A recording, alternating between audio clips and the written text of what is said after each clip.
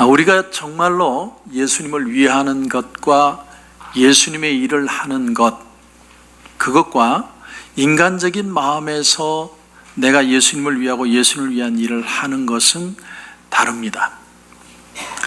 지금 우리가 북클럽에서 탕부 하나님이라는 책을 보고 있는데, 제가 지난주에 읽으면서 참 많이 도전받은 부분이 있습니다.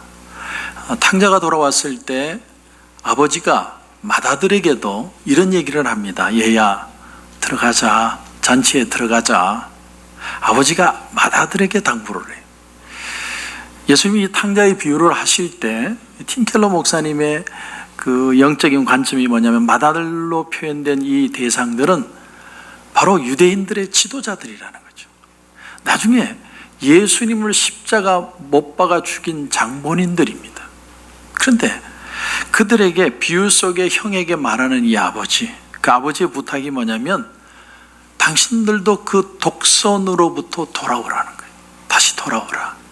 탕자를 받아주기만 한 게 아니라 맏아들도 돌아와라. 저는 그 책을 읽으면서 유독 제 마음에 다가오고 찔렸던 게 뭐냐면, 우리의 회개라는 것이 개별적인 죄에 뉘우치는 게 아니라 그보다 더 깊은 회개를 해야 된다는 거예요.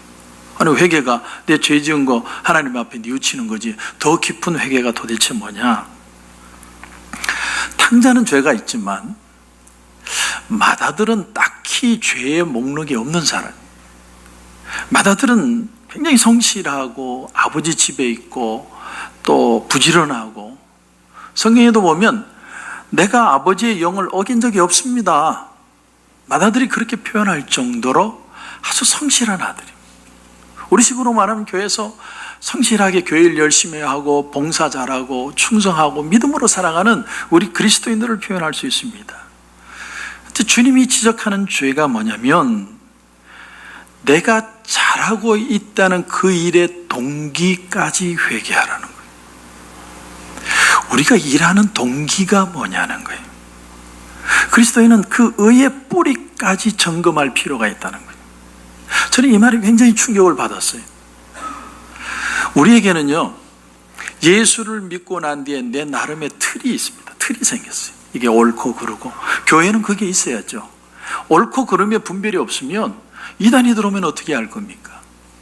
우리가 교회를 10년, 20년 교회를 다니면서 나도 모르게 내 마음속에 목사님으로부터 혹은 부모님으로부터 교회를 통해서 어떤 생긴 신앙의 관들이 있습니다. 이건 선이다, 이건 악이다.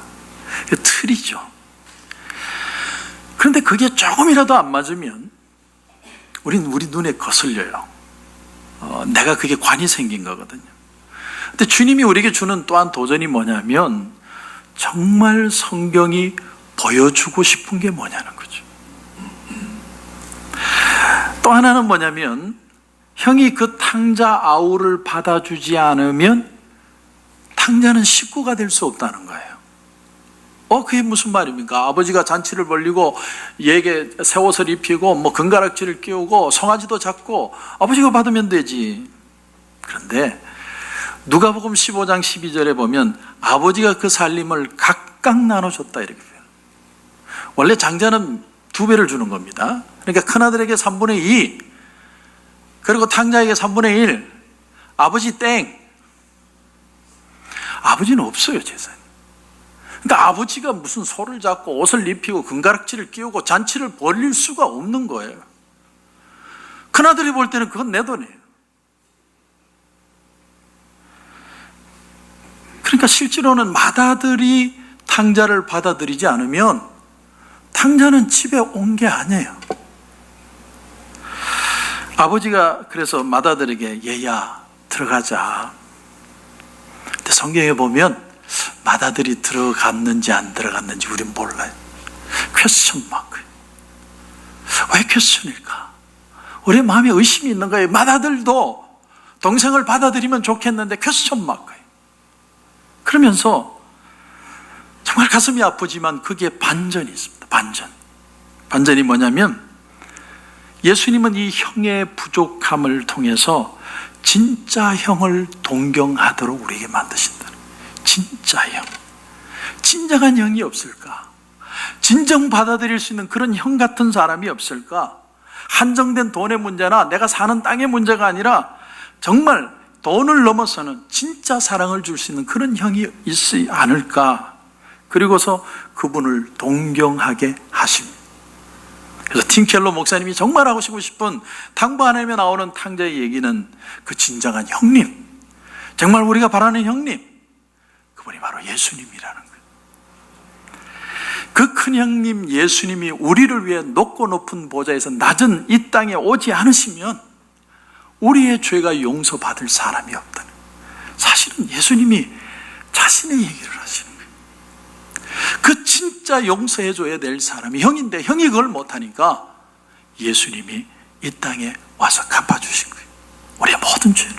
그게 탕자 얘기의 핵심입니다. 그러므로 초대의 질문으로 다시 한번 돌아가 봅니다. 정말로 예수님을 위한 것, 예수님의 마음에 부합한 일을 한다는 게 도대체 뭐냐? 이제 오늘 본문으로 한번 돌아가 볼까요? 오늘 본문에 보면 그 예수님을 가장 먼저 만났던 사람들이 여인들이에요. 근데 10절을 보면 10절에 이렇게 되어 있습니다. 예수와 함께 하던 사람들이 슬퍼하며 울고 있는 중에, 그러니까 이 여자들이 할 수 있는 건 뭐냐면 예수님을 그리워하고 우는 것밖에 할 게 없어요. 향품을 준비해서 예수님의 장사를 지내는 것밖에 할 게 아무것도 없어요. 그런데 중요한 건 뭐냐면 예수님이 원하시는 건 그게 아니라는 거예요.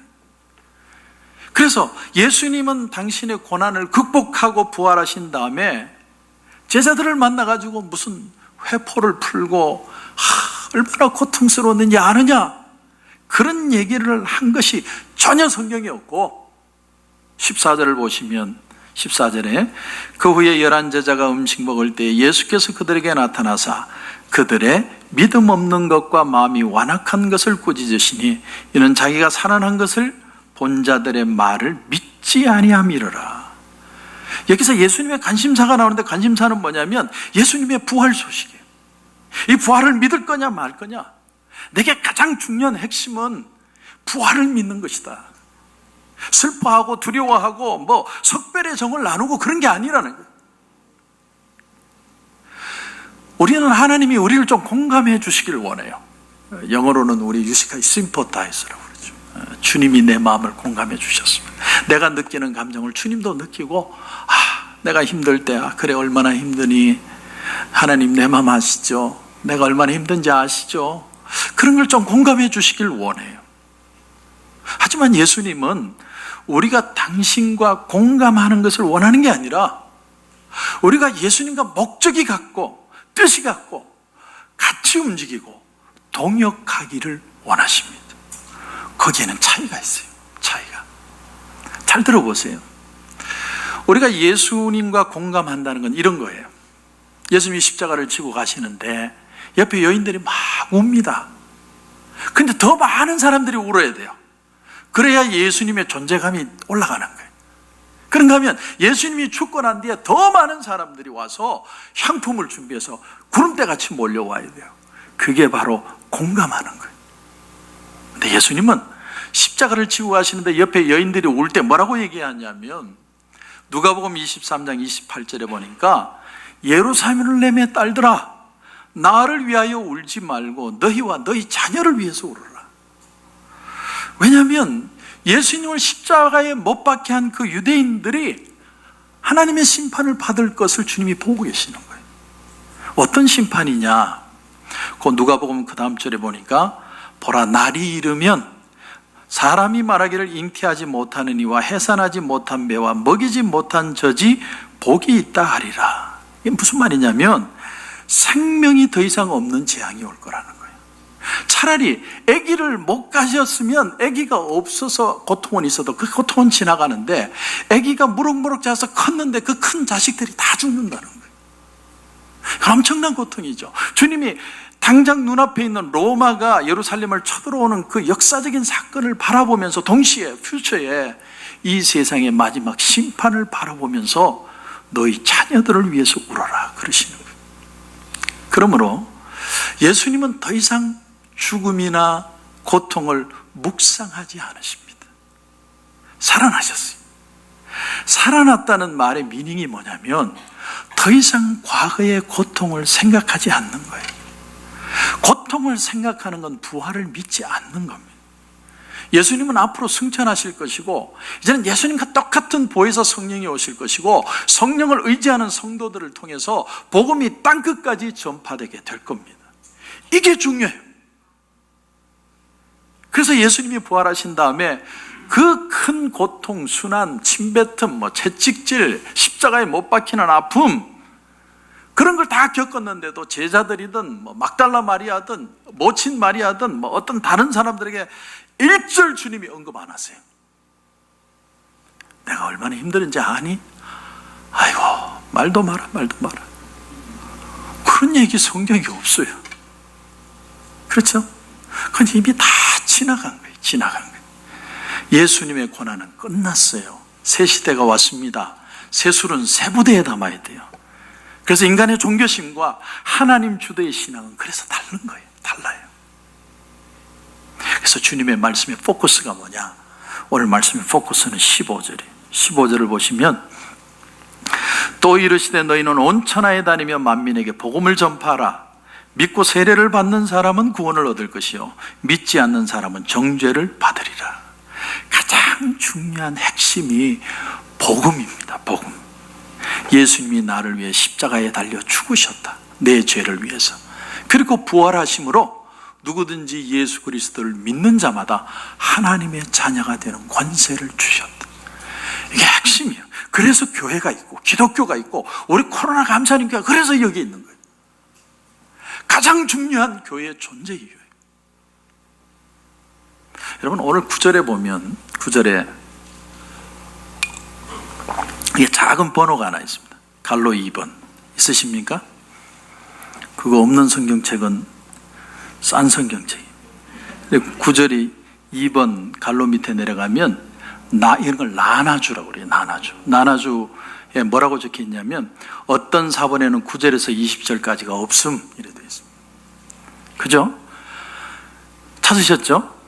그러다 보니까 이 9절에서 20절까지를 우리가 어떻게 읽어야 되느냐는 신학적인 문제가 생기는 거예요. 왜냐하면 9절에서 20절까지는 그 앞에 있는 9절과 똑같은 의미의 9절이 될 수 있느냐? 저자가 같은 사람이냐? 아니면 다른 사람이 적었느냐? 그리고 다른 사람이 추가를 했다면 앞의 문장과 동일한 권위를 가질 수 있느냐? 이런 신학적인 질문이 발생하게 돼요. 신약 성경의 원본은 상실됐어요. 이거는 분실이 돼서 없고 수천 개의 사본만 남았습니다. 그 중에 대표적인 게 그 바티칸 사본, 시나이 사본이라는 것인데 그 안에는 마가복음 16장 9절에서 20절까지가 없어요. 그렇게 가정을 한다면 마가가 예수님의 부활 사건을 기록하면서 8절로 끝냈다. 그리고 한번 8절을 한번 보십시오. 8절. 여자들이 몹시 놀라 떨며 나와 무덤에서 도망하고 무서워하여 아무에게 아무 말도 하지 못하더라. 끝. 뭔가 뚝 잘린 느낌 들지 않습니까? 그죠? 뭔가 뒤에가 뭐가 있어야 되는데 뭔가 탁 잘린 느낌. 그런데 오늘 9절에서 20절까지의 내용이 신빙성이 있는 내용이라고 말할 수 있는 이유가 뭐냐면 다른 성경에도 동일한 내용이 있기 때문에 마태복음, 누가복음, 요한복음에도 이 내용이 나오고 있기 때문에 이 글이 신빙성이 있어요. 그렇다면 교회가 9절에서 20절까지를 정경에 포함시키기로 결정을 했고 그렇게 되면 어떻게 되느냐면 이렇게 정리가 되는 거예요. 자, 어떻게 정리가 되냐면 16장 1절에서 8절까지는 여성의 경험이에요. 예수님의 부활을 경험했어요. 그렇다면 9절부터 20절까지는 거기에 대한 결론입니다. 결론. 8절까지 읽어서는요, 뭔가 경험은 했는데 이게 정리가 안 돼요. 놀랐더라. 아이고 신기하다. 그러고 끝. 그런데 9절에 가면 어떻게 시작하냐면 예수께서 안식 후 첫날 이른 아침에 살아나신 후 하면서 결론을 짓는 거예요. 해석을 하는 겁니다. 그러니까 1절에서 8절까지는 경험을 기록을 했고 9절에서 20절까지는 결론과 해석을 담고 있는. 그런데 이렇게 하는 이유가 뭐냐면 여러분 이렇게 생각해보세요. 마치 투표 결과를 발표하는 것 같습니다. 자, 우리가 대통령을 뽑는데 자, 대통령을 뽑다가 보면 새벽쯤 되면 이미 누가 뽑힐 줄 알아요. 표가 쫙 몰립니다. 그러면 거의 아무개 씨가 당선 확실시됨 막 이렇게 자막이 뜹니다. 그러면 우리는 새벽쯤 되면 벌써 대통령이 누가 될지 알아요. 그러나 그것이 공식화되려면 선거관리위원회에서 정확하게 발표를 해줘야 돼요. 아무개 씨가 100만 표로 200만 표로 대통령에 당선이 됐습니다. 그렇게 발표를 해줘야 공식화되는 거예요. 그래서 그것이 공식화되는 것처럼 예수님의 부활도 뭐 몇몇 사람이 희한한 경험을 하고 저런 경험을 하고 뭐 의역에서 그럴 수도 있지 아니지 뭐 맞나 틀리나 이렇게 해서는 해결이 안 되고 사도들과 교회가 분명한 결론을 내려줘야 돼요. 그래서 오늘 말씀의 9절부터 예수님께서 안식 후 첫날 부활하셨다 결론을 내려준 겁니다. 그러니까 여인들이 천사의 말을 듣고 뭐 막달라 마리아가 예수님을 보고 뭐 엠마오 도상의 제자들이 예수님을 보고 그 경험담만 가지고는 결론을 내릴 수가 없어요. 뭔가 일어났는데 몰라요. 그러나 공식적으로 제자들과 교회가 결론을 내리는 거예요. 예수님이 진짜로 부활하셨다. 땅땅 확인해 주는 거예요. 그게 9절에서 20절까지의 존재 이유입니다. 자, 그러므로 이제 중요하게 대두되는 구절이 뭐가 되느냐면 핵심은 부활인데 부활에 대해서 중요하게 대두되는 구절이 11절이 됩니다. 여러분 11절을 보십시오. 11절을 보면 그들은 예수께서 살아나셨다는 것과 마리아에게 보이셨다는 것을 듣고도 믿지 아니하니라. 사람들이 듣고도 믿지 아니하니라.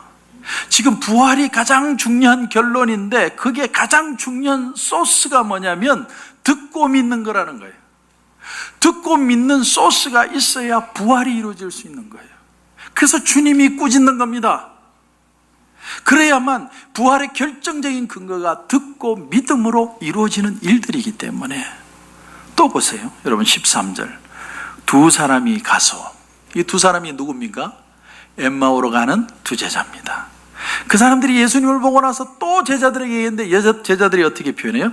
역시 믿지 아니하니라. 그러니까 오늘 9절에서 20절까지 포커스는 뭐가 되느냐면 믿느냐 안 믿느냐, 더 나아가서 들어서 믿을 수 있느냐는 거예요. 들어서 믿을 수 있느냐.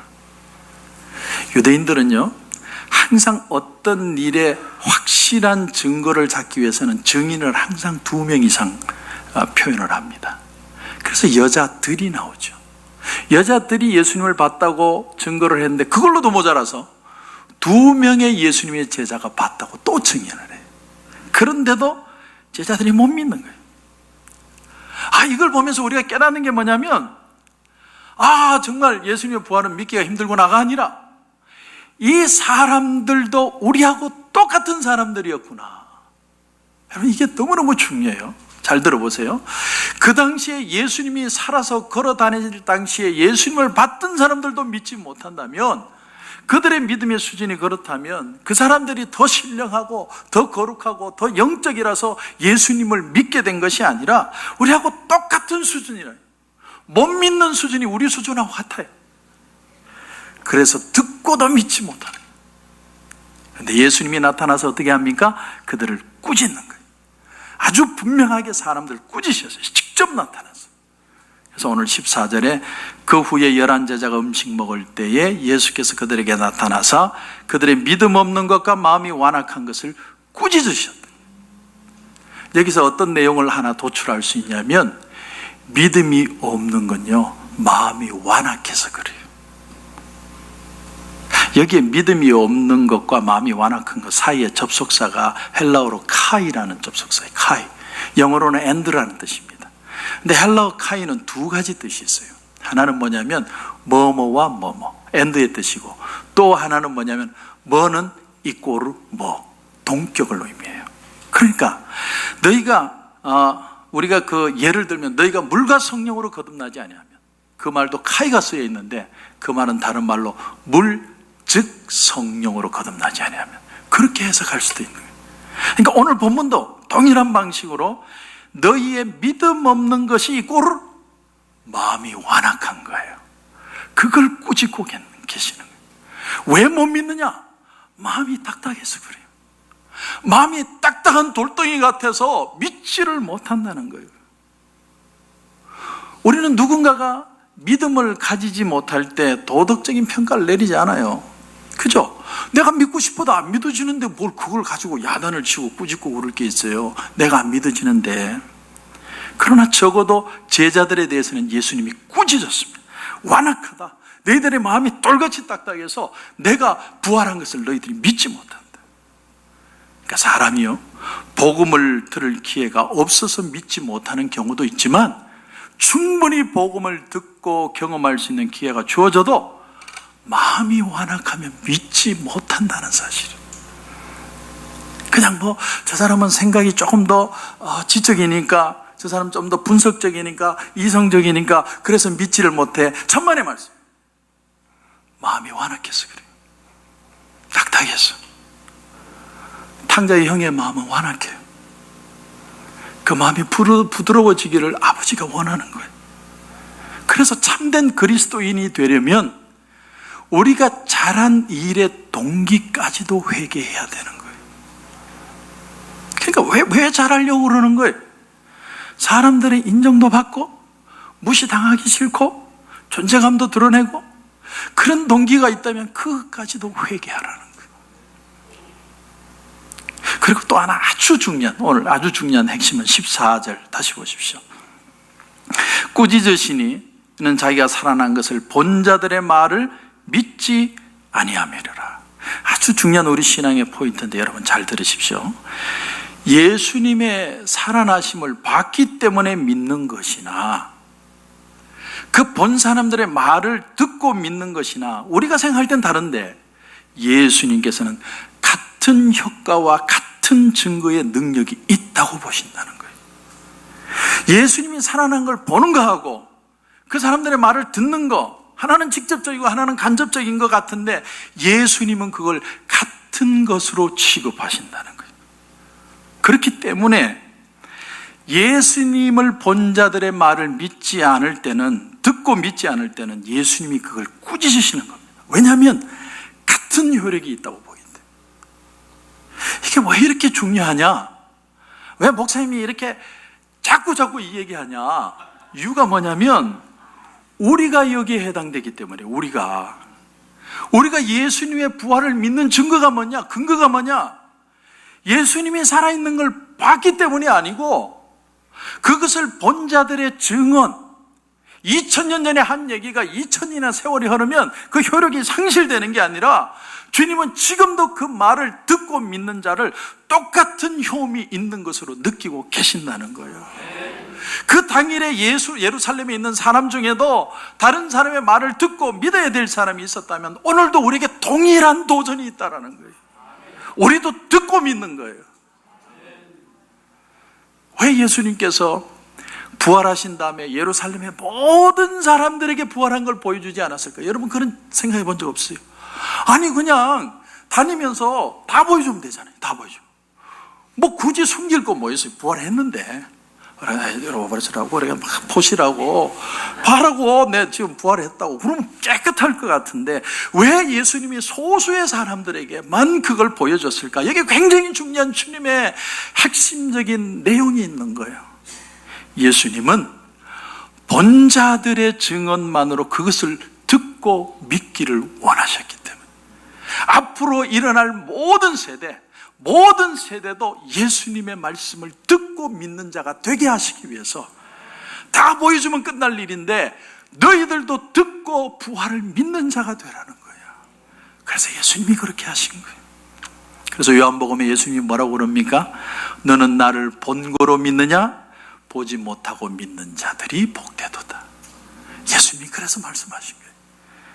여러분 부활은요 굉장히 어려운 주제입니다. 왜냐하면 주님으로 딱 한 번 일어났으니까. 물론 죽었다가 살아난 사람이 가끔은 있었어요. 우리 외삼촌도 돌아가셨다가 죽었다고 했는데 살아나셨어요. 예. 그래 얼마 있다가 또 돌아가셨지만, 중요한 건 뭐냐면 정말 부활의 몸을 가지고 살아난 사람은 없다는 거예요. 좀 예수님에 대해서 설명을 해줬으면 좋겠어요. 뭐 부활의 몸은 좀 몸이 투명하다든지, 걷는 게 좀 속보로 이렇게 쫙 축지법으로 간다든지, 뭐 이런 얘기를 설명하면 얼마나 좋아요. 근데 설명이 하나도 없어요. 9절에 보면 예수님이 제일 먼저 막달라 마리아에게 보이셨다고 그랬는데, 막달라 마리아가 어떻게 해요? 놀랐어요. 근데 설명은 하나도 없어요. 그리고 제자들에게 달려가서 그 사실을 알렸어요. 12제자들에게도 예수님이 보여줄 때 가슴이 뜨겁지 아니하더냐 말은 하는데 예수님을 표현은 못해요. 표현을. 그래서 제자들에게 가서 그냥 알렸어요. 그리고 주님이 하도 그걸 믿지 않으니까 제자들을 꾸짖었다고 표현합니다. 좀 예수님이 좀 성경에다가 이 부활의 몸에 대해서 설명을 쫙 해주면 좀 더 기대감을 가지고 나도 그런 몸이 될 텐데 이랬으면 좋겠는데, 왜 예수님이 설명하지 않았을까? 왜 성경은 설명하지 않을까? 이유는 하나예요. 간단합니다. 너무 신기했어요. 신기했어요. 여러분, 우리 셀폰에 캡처 기능이 있잖아요. 캡처 기능. 캡처 기능이 뭐예요? 글이든 그림이든 착 찍어서 사진처럼. 그러니까 이 사람들은 쫙 찍어서 예수님의 얼굴은 봤어요. 근데 설명은 못해. 왜? 너무 신기하고 이때까지 있었던 일이 아니기 때문에. 봤어요. 봤는데 말을 못해. 언어에 한계가 있는 거예요. 인간의 언어에. 이걸 어떻게 표현을 해야 될까? 너무너무 신기한 일. 그러나 여러분, 제가 질문 드리고 싶은 건 이겁니다. 그렇다고 없는 것이냐는 거예요. 분명히 느끼고 있어요. 예수님의 부활을 경험했습니다. 근데 표현은 못하겠어요. 마치 우리 은혜 받는 것도 마찬가지입니다. 여러분, 은혜 받는 걸, 은혜가 뭐야? 설명해 보라고 하면 띵 합니다. 은혜가 뭐지? 그 목사님한테 가서 물어봐라고. 난 잘 모른다고. 그러나 은혜 받은 느낌은 있어요. 마음이 평안하고 마음에 소망이 생기고 뭔가 희망을 가지고 은혜 받은 것은 내게 있는 거예요. 근데 설명하기는 어려워요. 하지만 설명은 못하지만 내게 족한 거예요. It's sufficient for me. 내게 충분한 거예요. 설명은 못해도 내가 만족한다는 느낌. 그게 바로 신앙의 신비함이에요. 그 탕보 하나님에 보면 얘기가 하나가 더 나옵니다. 그 베트남의 삶을 다룬 영화 Three Seasons라고 하는 영화에 대한 스토리를 담고 있는데, 그 영화를 보면 인력거를 끌고 다니는 그 헤이라는 가난한 청년이 나옵니다. 이 청년은 하루 종일 일해도 겨우 입에 풀칠할 정도로 사는 거예요. 가난한 청년이. 사람들을 싣고 이제 다니는데, 어느 날 한 여인이 타서 어떤 멋있는 호텔로 데려다 달라고 하는데, 그 여인은 그 란이라는 매춘부입니다. 근데 한눈에 뻑이 갔어요. 너무 이뻐가지고. 근데 이 란이라는 여자는 무슨 꿈을 가지고 있느냐면, 이렇게 몸을 팔아서라도 내가 돈을 벌어서 언젠가는 나는 멋있게 살리라. 저런 멋진 호텔에 내가 여유롭게 쉬는, 내 몸을 팔기 위해서 가는 게 아니라 여유롭게 쉬는 그런 인생이 되리라. 그런 꿈이 있어요. 근데 이 사랑에 빠진 이 헤이라는 남자는 오로지 꿈이 있다면 란과 하룻밤을 지내는 거예요. 그래서 이 헤이가 인력거 경주대회에 나갑니다. 경주대회에 나가서 1등을 했어요. 그 돈을 가지고 이 여인의 화대를 치르고 하룻밤을 자요. 자는데 그날 밤에 그 여인을 범하는 게 아니라 정말 편안하게, 정말 내가 자유롭게 이 호텔에서 지낼 수 있도록 그냥 그렇게 맡겨줘요. 전혀 타치하지 않아요. 처음에는 여자가 의심했어요. 이놈이 나를 키워서 잡아먹으려는가 보다. 처음에는 의심으로 했는데 정말 진심이라는 걸 깨닫게 돼요. 그런데 놀라운 일이 일어납니다. 그걸 그냥 아는 것만으로, 깨달은 것만으로 이 여인이 달라지기 시작해요. 더 이상 매춘을 할 수가 없어요. 이 영화가 던져주는 핵심은 이거 하나예요. 사람은 깨닫는 거 하나만으로도 진짜 가치를 느끼는 것만으로도 사람은 변한다는 거예요. 설명은 못해요. 그런데 It's sufficient for me. 내게 족한 거예요. 그래서 변하는 거예요. 그래서 성경은 우리에게 뭐라고 말하느냐? 로마서 12장 2절에 보면 너희는 이 세대를 본받지 말고 오직 마음을 새롭게 함으로 변화를 받아 하나님의 선하시고 기뻐하시고 온전하신 뜻이 무엇인지 분별하도록 하라. 마음이 새롭고 변화되는 것이 깨닫는 거예요. 말씀을 듣고 은혜를 받는 거예요. 근데 이게 내 힘으로 안 돼요. 아무리 노력을 해도 나 은혜 받고 싶다, 여분정에 가서 은혜 받아야지 그러는데 오다가 부부싸움하고 마음이 꿀꿀하고 기분 안 좋은 일이 생겨요. 근데 예수님이 부활하시고 제자들에게 나타나서 아주 중요한 말씀을 하나 주셨습니다. 그게 뭐냐면 요한복음 20장 21절 이하의 말씀인데 이런 말씀이에요. 예수께서 또 이르시되 너희에게 평강이 있을지어다. 아버지께서 나를 보내신 것 같이 나도 너희를 보내노라. 이 말씀을 하시고 그들을 향하여 숨을 내쉬며 가라사대 성령을 받으라. 성령을 받으라. 성도 여러분, 여러분 가운데 정말 나는 악착같이 살아서 신앙이든 내 삶이든 멋있게 살아보려고 하는 꿈이 있는 분들이 있습니까? 그러나 내 힘으로 안 돼요. 여러분 가운데 내 가정을 정말 행복한 가정을 만들고 싶은 분이 있습니까? 근데 내 마음에는 속상한 일만 생겨요. 정말 비즈니스 멋있게 하고 정말 신앙생활 잘하고 내가 멋있는 아빠, 멋있는 엄마, 멋있는 자녀들 만들고 싶은데 그게 잘 안 돼요. 예수님이 우리에게 도전하십니다. 성령을 받아라. 그건 네가 하는 게 아니야. 성령을 받아야 돼요. 여러분의 마음에 갈급함이 있습니까? 여러분이 이루고 싶은 거 있습니까? 내가 좀 더 멋있게 더 풍성한 신앙의 삶을 살고 싶습니까? 그렇다면 여러분이 성령을 더 많이 읽고 더 기도하기 전에 성령이여 오늘 내게 와 주시옵소서. 성령으로 새로워지게 하옵소서. 성령이 오시지 않으면 나는 변화될 수 없습니다. 왜냐하면 예수님이 약속했기 때문에. 그러므로 오늘부터 여러분의 기도가 달라져야 돼요. 성령이 오시옵소서. 성령이 내 마음을 만져주옵소서. 그러므로 오늘 15절 말씀이 성립하는 겁니다. 15절을 보면 너희는 온 천하에 다니며 만민에게 이 복음을 전파하라. 성령이 와서 우리를 변화시키고 가정을 변화시키고 삶을 변화시키고 새로운 삶을 살게 하는 이 복음을 증거하라는 거예요. 그게 교회예요. 예수님이 부활하고 50일 동안 있으면서 아무런 일도 안 하고 그 말씀 주시기 위해서 50일을 있다가 승천하십니다. 가장 핵심이 뭐냐? 너희가 성령 받아라. 성령 받지 않으면 알 수 없고, 그러나 변화되면 깨닫고 기뻐하고 감격하고 풍성해지는 삶이 믿음의 삶이니라. 이런 놀라운 역사가 오늘 부활절을 통해서 저와 여러분 가운데도 일어나기를 주님의 이름으로 축원합니다.